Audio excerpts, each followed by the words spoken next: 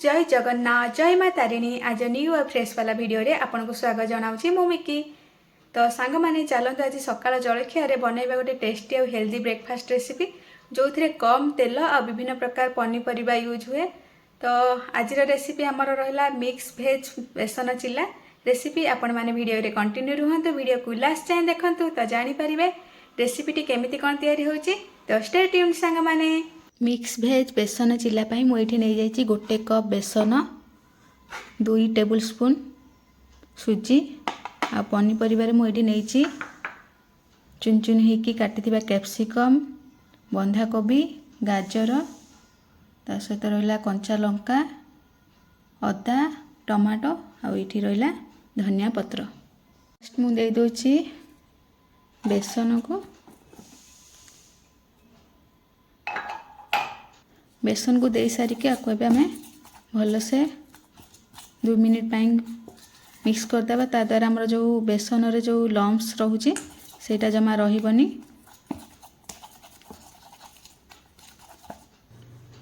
एथिरे एबे आम ऐड करदबा सुजी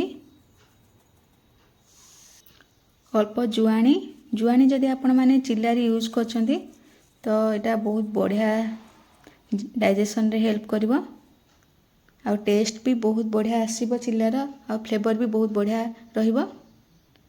एबे दे दबा अल्प हळदी गुंड तापर ऐड कर दबा हमर सब पनीपरिया को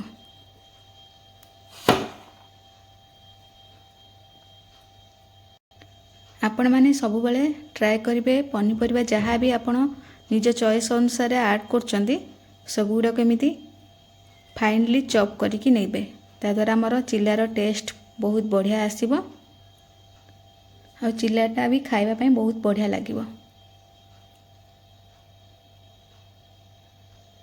एबे हम एथिरा ऐड करदबा टेस्ट अनुसार लूण।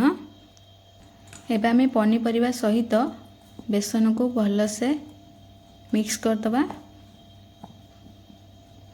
बेसन सहित एबे हमर पनीपरिया गुडाक मिक्स हो जाइए देखि पारथे।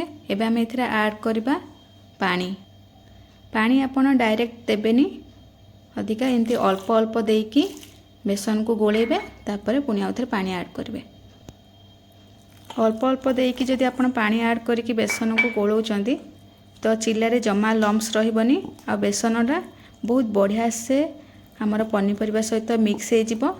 बेसन हमर पनीपरिया सहित मिक्स हो जाइए किंतु देखि पाथे बैटरटा मोर थिक अच्छी किंतु हमको थिक वाला बैटर दरकार ना हमको टिके लिक्विड वाला दरकार बैटरटा ता द्वारा हमर चिल्लाटा बहुत बढ़िया से रेडी हो जिवो। ताकू आम एथिरे देदेबा पुनी अल्प पानी पानी देकी पुनी मिक्स करबा। देखि पाथे एबा हमर बैटर पूरा रेडी हो जाइए पूरा थिन वाला जो भी रही।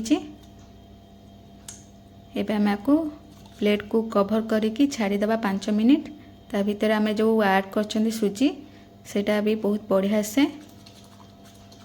पानी सोक करके रेडी हो आमर चिल्ला पाई। 5 मिनिट हो सारा एबे देखिबा आमर बैटरटा केमती कौन रेडी हो देखंतु। देखिबा थे केते बढ़िया से रेडी हो जाइए आमर चिल्ला पाई बैटर आ कंसिस्टेंसी बेसी भी ठीक नहीं कि बेसी भी थिन नहीं। गैस ऑन करके मुझे नहीं जाइए गोटे नॉनस्टिक टावा जदि आपण पाखे नॉनस्टिक टावा नहीं ताहले आपण नॉर्मल टावा भी यूज कर पारे। एबे हम एते ग्रीज कर दबा अल्प तेल तेल टिके गरम ही आसले एबे हम एथिरे बैटर को दे दबा चकुली पिठा जमती आपण माने गोल गोल शेप बनाती सेमती बनईदबा आमर चिल्ला को।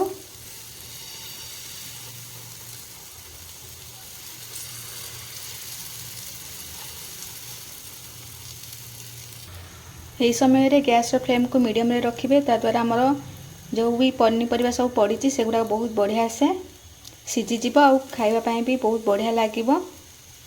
जेहेतु सुजी आम यूज कर सुजीर टिके क्रंचीनेस रहिबो चिल्लारे आ तार टेस्ट भी बहुत बढ़िया आसीबो। गोटे साइड आमर चिल्ला टिके फ्राए हो आसला पर आम ताको ओल्टेबा पुणी नेक्स्ट साइड को देखो ये आमर ए कंचा अच्छी जो पूरा कुक हो तो यहाँ जमी मझीरे आम देखिपे टिके येलो कलर हो आसला कुक है बोली आम जापर देखिए तो गोटे साइड आमर चिल्ला फ्राए हो आसला एवं आम आपको ओल्टे दबा देखो केते बढ़िया से फ्राए हो जाइए पूरा गोल्डन ब्राउन कलर आसी जाइए जेहेतु यहाँ मुझे बिना पियाज रसुण रेडी कर चिल्लाटा तो मुझे आड करनी पियाज आउ रसुण आपण मैंने जदि चाहूँगी तो आड करें चुन चुन कर काटिकी पियाज और रसुण को भी आमर चिल्लाटा रेडी हो जाइए देखिपे केते बढ़िया से फ्राए हो जाइए आम आपको प्लेट को बाहर करदे देखिपे एवं आमर रेडी हो जाइए टेस्टी टेस्टी यमी यमी बेसन चिल्ला आपण मैंने भी घरे ट्राए करूँ रेसिपी बहुत हेल्दी और टेस्टी रेसिपी आपण आपको गरम गरम जेकोसी भी चटनी सहित भी खाई पारे ना सॉस लगे भी खाई पारे सकाळ ब्रेकफास्ट रे जदि आज रेसिपीटी आपण मानक भल लगी then like share and comment करेंगे जो मैंने मो चैनल को नुआ के विजिट कर सब्सक्राइब करने को जमा भूलें और सब्सक्राइब कलापर पाखे थिबा बेल बटन को प्रेस करेंगे ताहले मो चैनल आसुवा नुआ नुआ वीडियोर नोटिफिकेशन पाई पारिबे रहुची नमस्कार पुणी देखा नुआ रेसिपी सहित से पर्यंत विदाय दियंतु जय हिंद।